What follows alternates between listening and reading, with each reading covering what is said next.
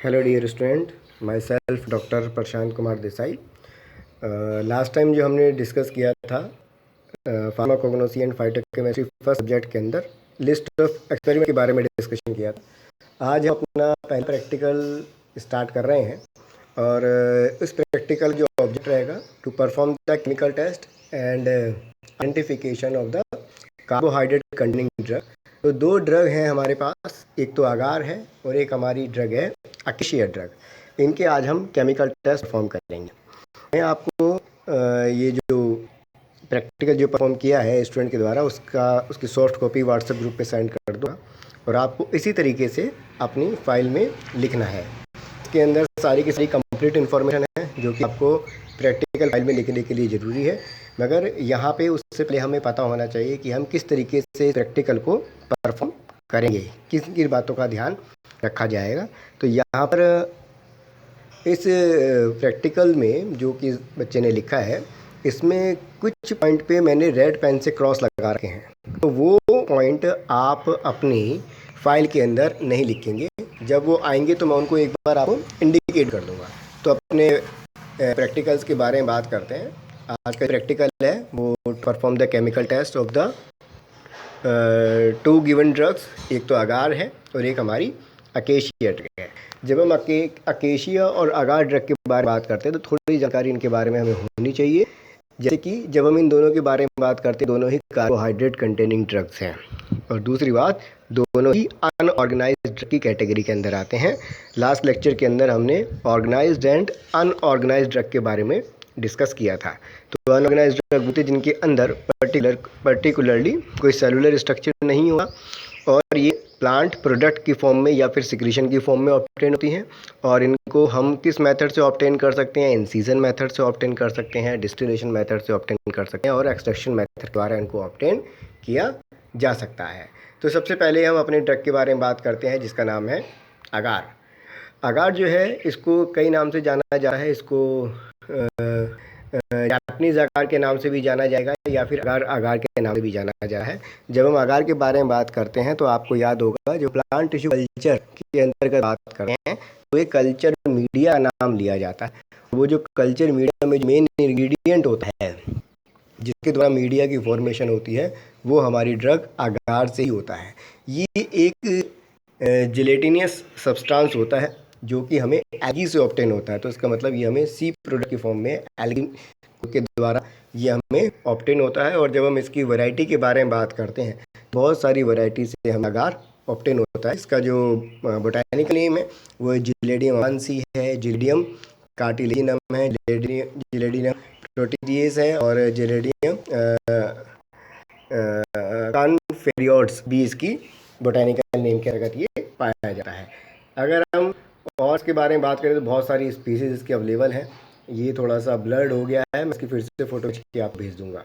तो अगर मैं आपको ये बता दूं कि इसकी जो फैमिली होती है वो जेलिडिएसी फैमिली होती है या फिर रोडेसी फैमिली इसकी पाई जाती है। अब आप ये देखिए, ये इसका बायोलॉजिकल सोर्स है। किसी भी प्रैक्टिकल को स्टार्ट करेंगे, जब हम जिस ड्रग के बारे में हम प्रैक्टिकल परफॉर्म करने वाले हैं, सबसे पहली बात तो ये कि उसका बायोलॉजिकल सोर्स हमें जरूर पता होना चाहिए। ठीक, अब आप यहाँ पे देखेंगे कि जियोग्राफिकल सोर्स है और इसका मॉर्फोलॉजिकल सोर्स है। ये हमें लिखने की ज़रूरत नहीं है क्योंकि हमारा जो ऑब्जेक्ट है to perform the identification test या फिर केमिकल टेस्ट परफॉर्म करना है। तो जियोग्राफिकल सोर्स और मॉर्फोलॉजिकल करैक्टर को लिखने की कोई ज़रूरत यहाँ पे नहीं होती। अब जब हम बात करते हैं इसके एक्टिव कांस्टेंट के बारे में, तो इसके एक्टिव कांस्टेंट जो होते हैं ये कार्बोहाइड्रेट होगा और कार्बोहाइड्रेट में भी जनरली इसमें दो प्रकार के एक्टिव कांस्टेंट पाए जाते हैं। एक तो होता है एगारोज और एक होता है एगैरोपेक्टिन। ये इसके अंदर लिखा हुआ है, थोड़ा ब्लर्ड है, आपको दिखाई नहीं दे रहा होगा, मगर मैं इसकी फ़ोटो फिर से खींच के भेज दूंगा। दो एक्टिव कांस्टेंट पाए जाते हैं, एगारोज एंड द एगैरोपेक्टिन। अगर देखा जाए तो मेनली यही दो एक्टिव कांस्टेंट हैं जो इसकी प्रॉपर्टी के लिए रिस्पॉन्सिबल होते हैं। एगारोज जो होता है वो जेल स्ट्रेंथ प्रोवाइड करने के लिए प्रोड्यूस रिस्पॉन्सिबल होता है और एगैरोपेक्टिन जो होता है वो इलास्टिसिटी प्रोड्यूस करने के लिए रिस्पॉन्सिबल होता है, because it is gelatinous substance. Gelatinous substance का मतलब क्या है? जिलेटिन लाइक सब्सटेंस होता है, ये जेल लाइक फॉर्मेशन करने के लिए रिस्पॉन्सिबल है, इसलिए इसको जिलेटिनस सब्सटेंस के नाम से इसको जाना जाता है। वाटर के अंदर अगर डालते हैं ये जेल लाइक फॉर्मेशन कर देता है। जेल की फॉर्मेशन करने की वजह से ही इसको जेलेटिनस सब्सटेंस के नाम से जाना जाता है। एगारोज एंड एगारोपेक्टिन, एगारोज जो होता है उसमें सल्फर नहीं पाया जाता, mainly it is free from the sulphur या फिर सल्फेट। मगर जब हम एगारोपेक्टिन के बारे में बात करते हैं तो उसके अंदर सल्फर की प्रेजेंट या फिर सल्फेट की प्रेजेंट इसके अंदर पाई जाती है। वेरियस टाइप के हाइड्रोलाइसिस प्रोडक्ट जो कि दोनों से ही ऑब्टेन होते हैं, एगारोज एंड एगारोपेक्टिन के द्वारा। तो मैं फिर से रिपीट कर दूं, एगारोज जो होता है वो जेल स्ट्रेंथ प्रोवाइड करने के काम में आया जाता है, और एगारोपेक्टिन जो होता है वो इलास्टिसिटी को प्रोड्यूस करने के लिए रिस्पॉन्सिबल है। एगारोज में सल्फर या सल्फेट कंपाउंड प्रेजेंट नहीं होते, मगर एगारोपेक्टिन में सल्फेट कंपाउंड प्रेजेंट होते हैं। ये इसलिए बताया जा रहा है क्योंकि इस पॉइंट पे सल्फर या सल्फेट की प्रेजेंस और एब्सेंस के लिए ही एक केमिकल टेस्ट होगा, जो कि हम आने वाले उसमें डिस्कस करेंगे। अब बात करते हैं हम अपने केमिकल टेस्ट के बारे में, क्या क्या इसके केमिकल टेस्ट हो सकते हैं। तो नंबर 1 तो मोलिस टेस्ट आ रहा है। मोलिस टेस्ट के बारे में हम जानते ही हैं, ये हमारा कार्बोहाइड्रेट के लिए टेस्ट अगर प्रेजेंट होंगे पॉजिटिव पाया जाएगा। और मैं इंडिकेशन शुरू में ही कर चुका हूँ कि हमारी जो ड्रग है वो कार्बोहाइड्रेट कंटेनिंग ड्रग है, तो ये टेस्ट जो है पॉजिटिव आना चाहिए। अब इसे करेंगे किस तरीके से, इसको हम अपना सैम्पल सोल्यूशन ले लेंगे, जो ड्रग है उसको सैम्पल सोल्यूशन लेंगे, उसके अंदर अल्फा नेप्थेनॉल डाला जाएगा टेस्ट ट्यूब के अंदर, और फिर उसके अंदर सल्फ्यूरिक एसिड की ऐड कर देंगे। अगर वायलेट कर जो प्रोड्यूस हो रहा है at the ring of the to liquid, तो ये कंफर्म करेगा कि कार्बोहाइड्रेट प्रेजेंट है। तो मोलिस टेस्ट जो होता है वो कार्बोहाइड्रेट के लिए होता है। दूसरा टेस्ट आ रहा है हमारा सॉल्युबिलिटी टेस्ट। सॉल्युबिलिटी टेस्ट में जो हमारा जो सैंपल होता है उसको बॉईल करते हैं वाटर के साथ, एंड जब उसको ठंडा किया जाता है तो स्टिफ जेली की फॉर्मेशन हो रही है। स्टिफ जेली की फॉर्मेशन होने की वजह से ही ये कंफर्म करता है कि हमारी ड्रग अगार है, क्योंकि ये जेलेटिनस सब्सटेंस है, जेली की फॉर्मेशन करेगा। मगर अगर इसको हम कोल्ड वाटर के अंदर डाल देते हैं तो ये स्वेल हो जाएगा। स्वेल होने का एक बहुत बड़ा रीज़न होता है, अगर किसी ड्रग के अंदर म्यूसिलेज प्रेजेंट होगा, जब वो वाटर के कांटेक्ट में आएगा तो वो स्वेल हो जाएगा। तो इसका मतलब एक फिजिकल टेस्ट हो गया। जब भी हम किसी आर को अगर वाटर के साथ ट्रीट करते हैं तो वाटर के साथ ट्रीट करने पर वो जो है ड्रग हमारी स्वेल हो जाती है, फूलती है। तो स्वेल होने का कारण क्या है कि उसके अंदर अगार जो है हमारा प्रेजेंट पाया जाएगा। अब बात करते हैं one more test for the mucilage. जब टेस्ट ऑफ म्यूसिलेज के बारे में हमेशा याद रखना, ये बहुत इंपॉर्टेंट टेस्ट है। अगार के अंदर म्यूसिलेज का टेस्ट पॉजिटिव पाया जाएगा। अब इसे करेंगे किस तरीके से, इसे करने का तरीका ये होता है कि जो हम जो पाउडर ड्रग जो लेते हैं उसके अंदर एक हम रिएजेंट डालते हैं जिसका नाम है रुदेनियम रेड। यहाँ लिखा हुआ है रुदेनियम। एक रिएजेंट का नाम हमेशा याद रखना जो म्यूसिलेज के लिए रिस्पॉन्सिबल होता है। म्यूसिलेज प्रेजेंस और एब्सेंस को आइडेंटिफाई करने के लिए एक रिएजेंट है जिसका नाम होता है रुदेनियम रेड। तो जैसे कि हम पहले ऊपर डिस्कस कर चुके हैं, अगर वाटर के अंदर रखा था तो हमारा जो ड्रग थी वो स्वेल हो गई थी, तो इसका मतलब म्यूसिलेज होना चाहिए, तो ये टेस्ट हमारा पॉजिटिव आना चाहिए। तो ये स्पेसिफिकली पिंक कलर जो है वो प्रोड्यूस कर रहा है, और कई कई बुक में रेड कलर भी लिखा हुआ है, तो गलत नहीं होगा। पिंक कलर अगर प्रोड्यूस हो रहा है, पिंक कलर प्रोड्यूस होने के बाद ये जो है इसमें म्यूसिलेज की प्रेजेंस को कंफर्म करेगा। तो म्यूसिलेज का जो आइडेंटिफिकेशन जो होगा that is mainly present due the can be identified with help of the ruthenium red reagent. तो ये हमारा और केमिकल टेस्ट कंफर्म कर रहा है। तीसरा जो नेक्स्ट जो टेस्ट आ रहा है, फोर्थ वन, वो है हमारा सल्फेट ग्रुप के लिए। जैसे मैंने आपको बताया था कि एगारोपेक्टिन में सल्फेट ग्रुप प्रेजेंट रहेगा, तो वो करेंगे किस तरीके से, इसको एक टेस्ट के नाम से और जाना जाता है। It also known by the name barium chloride test. Sulphate test के नाम से भी जानेंगे और इसको हम बेरियम क्लोराइड टेस्ट के नाम से भी जानते हैं। तो ये हमारा जो सैंपल सोल्यूशन होता है ड्रग का, उसके अंदर हम कंसनट्रेटेड HCl डाल देते हैं और उसके अंदर फिर हम उसे थोड़ा गर्म करते हैं। गर्म करने के बाद ठंडा करेंगे रूम टेम्परेचर पर, और उसमें हम एडिशन करेंगे बेरियम क्लोराइड सॉल्यूशंस का। अगर वाइट PPT प्रोड्यूस हो रहा है तो ये कंफर्म करेगा कि सल्फेट ग्रुप जो है ड्रग के अंदर प्रेजेंट है, और सल्फेट ग्रुप जो होता है वो अगार के अंदर प्रेजेंट रहता है। तो ये इंडिकेट करेगा जो गिवन सैंपल है वो हमारा सल्फेट का है। इसमें जब बेरियम क्लोराइड ऐड किया जाता है तो बेरियम क्लोराइड जो है सल्फेट ग्रुप के साथ रिएक्ट करके बेरियम सल्फेट की फॉर्मेशन करता है, और बेरियम सल्फेट जो होता है वो वाइट कलर के पीपीटी की फॉर्म में प्रेसिपिटेट होता है। अगर ये केमिकल टेस्ट किया जाता है और वाइट पीपीटी प्रोड्यूस होता है तो क्लियर करेगा कि ये सल्फेट ग्रुप प्रेजेंट होगा इसके अंदर। नेक्स्ट जो टेस्ट आ रहा है वो हमारा शुगर टेस्ट है। इसको reduction of falling solution A और फैलिंग सॉल्यूशन बी के नाम से भी जाना जाता है, जो कि रिड्यूसिंग शुगर के लिए आइडेंटिफिकेशन करने के लिए काम में लाया जाता है। अब इसे करते किस तरीके से हैं, इसमें हम अपनी ड्रग सैंपल लेंगे, उसके अंदर कंसनट्रेटेड HCl डाल दिया जाएगा और उसके अंदर हम उसको थोड़ा गर्म करेंगे। गर्म करने के बाद उसको हम डालेंगे अपना Fehling solution A and Fehling solution B. Fehling solution A copper sulphate होता है, फैलिंग सोल्यूशन ए और फैलिंग सोल्यूशन बी डाला जाएगा। फिर उसको थोड़ा सा गर्म किया जाएगा, गर्म करने के बाद उसको ठंडा करते हैं। तो जो जिस टेस्ट ट्यूब में ये हम प्रैक्टिकल परफॉर्म कर रहे होते हैं, जब पूरा का पूरा प्रोसीजर कंप्लीट कर लेते हैं up to addition of the Fehling solution A and B, उसे गर्म करके जब ठंडा करते हैं तो टेस्ट ट्यूब को थोड़ी देर के लिए रखा जाता है टेस्ट ट्यूब स्टैंड के अंदर। आफ्टर दैट जब हम ऑब्जर्व करते हैं तो टेस्ट ट्यूब का जो बॉटम होता है उस पर हमें रेड कलर के प्रेसिपिटेट दिखाई देते हैं, और ये जो रेड कलर के जो प्रेसिपिटेट होते हैं ये होते हैं क्यूप्रस ऑक्साइड के। ये टेस्ट पॉजिटिव आने का मतलब ये है कि इस ड्रग के अंदर हमारी रिड्यूसिंग शुगर प्रेजेंट रहती है। अब नंबर 6 टेस्ट जो आ रहा है वो आ रहा है हमारे टैनिन्स के लिए। ड्रग के अंदर टैनिन्स प्रेजेंट है नहीं।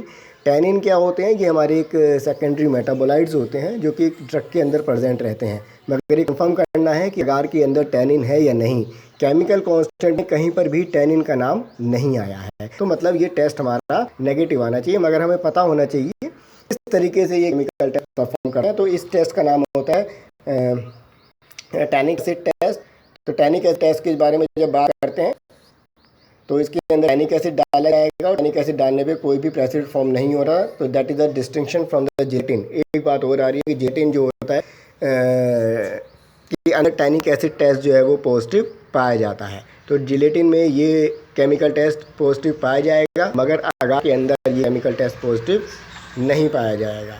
अब एक नंबर 7 जो टेस्ट है वो है पोटेशियम हाइड्रोक्साइड टेस्ट। तो पोटेशियम हाइड्रोक्साइड टेस्ट के अंदर जनरली हम करते हैं, अपना सैंपल लेते हैं, उसके अंदर हम पोटेशियम हाइड्रोक्साइड डाला जाता है और उसको थोड़ा गर्म किया जाता है। गर्म करने के बाद अगर कैनरी येलो कलर प्रोड्यूस हो रहा है तो इसका इंडिकेट होता है कि अगार जो है वो हमारा प्रेजेंट है। तो ये पोटेशियम हाइड्रोक्साइड टेस्ट है जो कि कैनरी येलो कलर प्रोड्यूस करता है on the addition of the potassium hydroxide.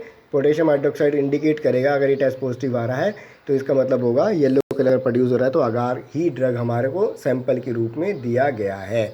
दूसरा है आयोडीन टेस्ट है। आयोडीन टेस्ट नाम आप इंडिकेट कर रहा है कि आयोडीन टेस्ट का होने से इंडिकेट किसके बारे में पता लगेगा कि उसके अंदर हमारे स्टार्च प्रेजेंट है या नहीं। तो इसको करेंगे किस तरीके से, NI10 सॉल्यूशन ऑफ आयोडीन जो है वो अपने ड्रग सैंपल के अंदर डाला जाता है टेस्ट ट्यूब के अंदर। क्रिम्सन और पेल येलो कलर अगर प्रोड्यूस हो रहा है तो वो हमारा अगार को प्रेजेंस को शो करेगा, उसके अंदर हमारे प्रेजेंस है या नहीं, स्टार्च की प्रेजेंस को शो करता है। और लास्ट सेगमेंट जो हमारा टेस्ट है उसके अंदर हम लेंगे क्या, इंसिनरेट करेंगे sample to ash. Sample to ash का मतलब क्या, पाउडर ड्रग को लिया जाएगा और इतने हाई एलिवेटेड टेम्परेचर पे गर्म किया जाता है जिससे कि वो ऐश में, राख में कन्वर्ट हो जाए, और वो जो राख जो होगी, ऐश जो होगी, उसके अंदर हम कंसनट्रेटेड HCl उसके अंदर डालेंगे, उसको माइक्रोस्कोप के अंदर ऑब्जर्व करेंगे। अगर डाई एटम्स की फ्रेगमेंट्स फॉर्म हो रही है तो इंडिकेट करता है कि अगार उसमें प्रेजेंट है। तो बच्चों ये हमारे 9 केमिकल टेस्ट हैं जिनके अंदर फिजिकल टेस्ट भी आ रहा है। सॉल्युबिलिटी टेस्ट को हम फिजिकल टेस्ट के नाम से जानते हैं, और हमारे बाकी के जो हैं वो सब केमिकल टेस्ट कैटेगरी के अंदर आ रहे हैं। तो अगर ये टेस्ट अगर हमारे पॉजिटिव आते हैं तो, या फिर कुछ टेस्ट ऐसे हैं जो अगर नेगेटिव है, जो नहीं आ रहे, तो वो कंफर्म करते हैं कि हमारी जो ड्रग है वो अगार है। मेन केमिकल टेस्ट हालांकि सारे इंपॉर्टेंट है, मगर इसमें अगर बात करें तो barium chloride test, potassium hydroxide test, Fehling solution A और बी टेस्ट, मॉलिस टेस्ट, ये सब के सब इंपॉर्टेंट टेस्ट हैं। अब इसके मेडिसिन यूजेस के बारे में बात करते हैं कि अगार का मेडिसिनल यूज़ होता क्या है। इसके बहुत सारे यूजेस हैं। मेनली तो बल्क लैक्सेटिव्स का मेनली यूज़ है, क्योंकि ये कॉन्स्टिपेशन के ट्रीटमेंट में यूज़ होता है। एक तो बल्क लैक्सेटिव हो गया। दूसरा हमने टिश्यू कल्चर का नाम लिया ही है। टिश्यू कल्चर में अगार मीडिया है, उसके अंदर इसको बहुत ज़्यादा यूज़ किया जाता है for the development and the growth of the explant under aseptic condition. तो जो मीडिया होता है वो आगार का बना होता है, जिसमें आगार हम यूज़ कर रहे हैं। और तीसरा है, ये कई प्रकार की जो सपोजिटरीज की जो फॉर्मेशंस के उसमें भी ये काम में लाया जाता है। तो ये बाइंडिंग एजेंट की तरह भी काम में करता है। तो ये कई प्रकार की मेडिसिनल यूजेस हैं कि आहार के अंदर पाए जाते हैं। अब बात करते हैं हम अपनी नेक्स्ट ड्रग के बारे में। इसका नाम है अकेशिया। इसको जनरली हम बबूल के नाम से भी जानते हैं और गम अरेबिक के नाम से इसको जाना जाता है। जब हम इसके बायोलॉजिक सोर्स के बारे में बात करते हैं तो ये जो ड्रग है ये हमें गम की फॉर्म में ऑब्टेन्ड होती है। एंड कहाँ से ऑब्टेन होगी? It is obtain from the stem part. तो it is mainly obtain from the in the form of the gum from the stem. ये इंटरनल सिक्रीशन होता है प्लांट का, ये स्टेम से सिक्रीशन होता है। आपने देखा भी होगा शायद, अगर जो गांव के बच्चों ने मालूम होगा, जिन्होंने बबूल के पेड़ देखे होंगे, उसमें गोंद निकलती रहती है। तो ये जो गोंद है ये इंटरनल सिक्रीशन है ड्रग का। किस पार्ट से निकलेगा? स्टेम पार्ट से निकलेगा। और जो बोटेनिकल नेम है इस पेड़ से ये गम निकलती है, उसका नाम है अकेशिया अरेबिका। अगर हम इसके कॉमन नेम को देखें तो इसको बोला जाता है गम अरेबिक, और गम अरेबिक के बेसिस के पर ही हम इसके जो बोटेनिकल नेम है वो बता सकते हैं कि इसका जो बोटेनिकल नेम है वो अकेशिया अरेबिका होगा। एक और स्पीसीज है अकेशिया सेनेगल। इसकी जो फैमिली होती है वो हमारी लेग्यूमिनोसी होती है। तो यहाँ पर बायोलॉजिकल सोर्स कंप्लीट होता है। ज्योग्राफिकल सोर्स लिखने की जरूरत नहीं है, कैरेक्टर्स को भी अगर एस्केप कर दे तो कोई दिक्कत नहीं है। यहाँ पे हम केमिकल कांस्टेंट के बारे में बात करते हैं। मेनली ये जो ड्रग है ये पॉलीसैकेराइड्स कंटेन करती है।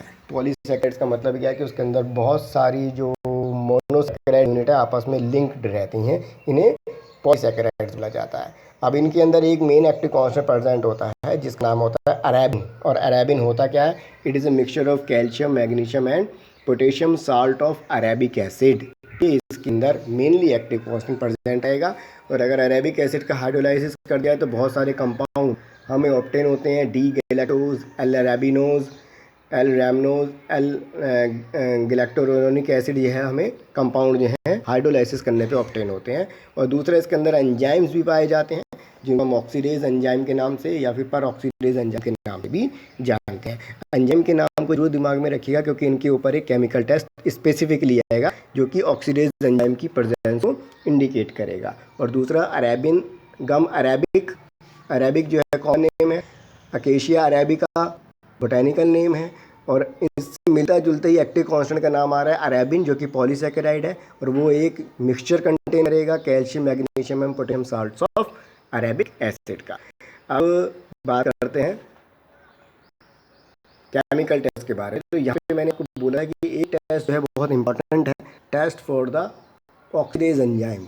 अब टेस्ट फॉर ऑक्सीडेज एंजाइम करेंगे क्या? जो अकेशिया पाउडर है उसका एक्वस सॉल्यूशन लिया जाएगा। एक्वस सॉल्यूशन का मतलब क्या है कि ड्रग पाउडर को वाटर के कांटेक्ट में रख के उसको गर्म किया जाएगा, फिर फिल्टर कर देंगे। तो जो फिल्ट्रेट जो मिलेगा वो हमारा एक्वस फिल्ट्रेट होता है। उसके अंदर हाइड्रोजन पेरोक्साइड डाला जाएगा और उसके अंदर बेंजीन इन अल्कोहल में जो कि प्रिपेयर किया गया है वो ऐड करते हैं। अगर ब्लू कलर की फॉर्मेशन होती है तो ये इंडिकेट करता है कि उसके अंदर ऑक्सीडेज एंजाइम प्रेजेंट है। ये ऑक्सीडेज एंजाइम हमारा अकेशिया के अंदर ही प्रेजेंट है, इसलिए ये टेस्ट इसी में पॉजिटिव आएगा। अगर ये टेस्ट में अगार के अंदर करता हूँ तो वो टेस्ट पॉजिटिव नहीं आएगा क्योंकि ऑक्सीडेज एंजाइम जो है अकेशिया ड्रग के अंदर ही प्रेजेंट पाया जाता है। अब केमिकल टेस्ट के बारे में बात करते हैं। मॉलिस टेस्ट फिर से वही आ रहा है। मॉलिस टेस्ट के बारे में हम डिस्कस कर ही चुके हैं तो इसे बार बार रिपीट करने की जरूरत है नहीं। अल्फा नेप्थनॉल के साथ डाला जाएगा और वायलेट कलर प्रोड्यूस करता है। सॉल्युबिलिटी बारे में जरूर बात करेंगे। अगर हम सॉल्युबिलिटी में बात करते हैं तो अगर इसके अंदर वाटर ऐड किया जाता है तो इसकी सॉल्युबिलिटी वाटर के अंदर पाई जाती है। मगर अगर इस ड्रग सैंपल को लिया जाता है और अल्कोहल के अंदर अगर ऐड किया जाता है तो उसमें वो इनसॉल्युबल है। इसका मतलब ऑर्गेनिक सॉल्वेंट में इसकी सॉल्युबिलिटी नहीं पाई जाती मगर वाटर के अंदर इसकी सॉल्युबिलिटी पाई जाती है। नेक्स्ट टेस्ट जो आ रहा है वो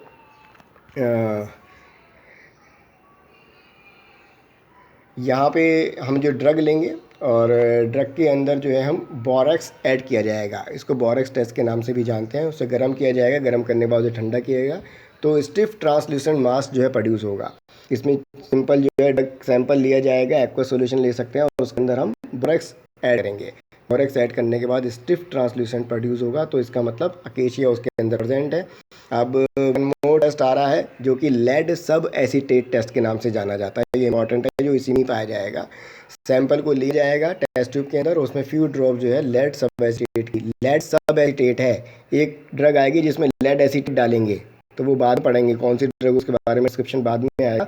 मगर यहाँ पे याद रखिएगा कि अकेशिया के अंदर लेड सब एसीटेट टेस्ट जो है पॉजिटिव पाया जाता है। जब लेड सब एसीटेट डाला जाता है तो वाइट पीपीटी की फॉर्मेशन होगी और अकेशिया को कंफर्म करता है। मैं फिर रिपीट कर रहा हूँ, दो टेस्ट होते हैं, एक तो लेड एसीटेट और यहाँ पे क्या है लेड सब एसीटेट, केमिकल कंपोजिशन में डिफरेंस है। तो लेड सब एसीटेट टेस्ट जो है वो अकेशिया में पॉजिटिव पाया जाता है। मगर जब हम बात करते हैं लेड एसीटेट के बारे में किसी और ड्रग, जब आगे आने वाली ड्रग में पढ़ेंगे, उसमें वो पॉजिटिव पाया जाएगा। अब नेक्स्ट टेस्ट है, ये हमारा फाइलिंग सोल्यूशन ए और फाइलिंग सोल्यूशन बी टेस्ट है। टेस्ट फॉर रिड्यूसिंग शुगर है, तो ये भी हमारा टेस्ट पॉजिटिव पाया जाएगा, जैसे कि अगार के अंदर पाया जा रहा है, क्योंकि दोनों ही ड्रग कार्बोहाइड्रेट से बिलोंग करती है और दोनों ही ड्रग जो है रिड्यूसिंग शुगर कंटेन करती हैं।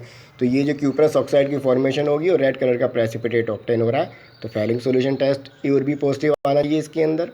दूसरा आयोडीन टेस्ट है, मगर आयोडीन टेस्ट आप देखेंगे इसमें किसी प्रकार की ब्लू और ब्राउन कलर की फॉर्मेशन नहीं हो रही है। इसका मतलब क्या है, स्टार्च एंड डेक्स्ट्रिन इसके अंदर नहीं पाए जाएंगे। आयोडीन टेस्ट जो होता है बच्चों, वो स्टार्च को आइडेंटिफाई करने के काम में लाया जाता है। तो अगर स्टार्च अगर प्रेजेंट होगा तो आयोडीन के साथ रिएक्ट करके कलर प्रोड्यूस करेगा, अगर नहीं है तो वो कलर प्रोड्यूस नहीं करेगा। कैल्शियम में स्टार्च नहीं पाया जाता। एक टेस्ट है फेरिक क्लोराइड टेस्ट, और ये जो फेरिक क्लोराइड टेस्ट होता है वो टैन के लिए होता है। ये सेकेंडरी मेटाबोलाइट है, ये भी प्रेजेंट नहीं पाया जाता। तो फेरिक क्लोराइड डालने पे किसी प्रकार का ब्लूइश ब्लैक कलर प्रोड्यूस नहीं होता, तो टैनिन भी इसके अंदर एब्सेंट पाए जाते हैं। अब एक टेस्ट आ रहा है, इसमें हम कंसनट्रेटेड एसिड लेंगे और उसके अंदर हम अपने सैंपल सॉल्यूशन के अंदर डालेंगे, वाटर पे गर्म करेंगे और उसके अंदर हम बेरियम क्लोराइड सॉल्यूशन को ऐड किया जाएगा। No white people was found. अब ये जो केमिकल टेस्ट है ये बेरियम क्लोराइड टेस्ट है।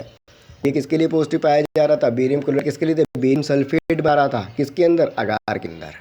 तो ये जो बेरियम क्लोराइड टेस्ट है ये अगार में तो पॉजिटिव पाया जाएगा, मगर ये बेरियम क्लोराइड टेस्ट है अकेशिया में नहीं पाया जाएगा। उसका कारण यही है कि सल्फेट ग्रुप इसके अंदर प्रेजेंट होते ही नहीं है। फॉर दैट रीज़न ये टेस्ट अकेशिया में एब्सेंट हुआ, मगर अगार के अंदर ये पॉजिटिव पाया जाएगा। तो यहाँ पे बच्चों हमारे जो केमिकल टेस्ट हैं वो कंप्लीट होते हैं दोनों ड्रग के कंपैरिजन। एक बात करना, एक बात और बता दूं, जब आप वाइवा क्वेश्चंस लिखेंगे तो उसमें कंपैरिजन कर लेना कि ड्रग जो टेस्ट के जो नाम है केवल वो लिखना, जैसे अगार में कौन कौन से ड्रग के केमिकल टेस्ट हैं वो पॉजिटिव पाए जा रहे हैं और अकेशिया में कौन से केमिकल टेस्ट है जो पॉजिटिव पाए जा रहे हैं। तो आपको इसमें सीधा सीधा कंपैरिजन मिलेगा, पता लगेगा कौन से टेस्ट किस ड्रग के अंदर पॉजिटिव है, कौन से टेस्ट किस ड्रग के अंदर पॉजिटिव नहीं पाए जा रहे हैं। तो ये मेरा एक सजेशन है आपको कि जब आप करें तो इस तरीके से लिखेंगे।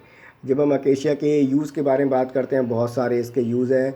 ये डिमल्सेंट है, इमल्सीफाइंग एजेंट है, ये हमारा सस्पेंडिंग एजेंट है, बाइंडिंग एजेंट है, इन्फ्लेमेशन में काम में आने वाली एक ड्रग है। और इन टर्म्स सर्विस को इसको कवर कर सकते हैं, जैसे कि अगर कहीं जल गया है, कोई किसी प्रकार की इन्फ्लेमेशन हो रही है स्किन के ऊपर, तो उसको इससे प्रिवेंट किया जा सकता है।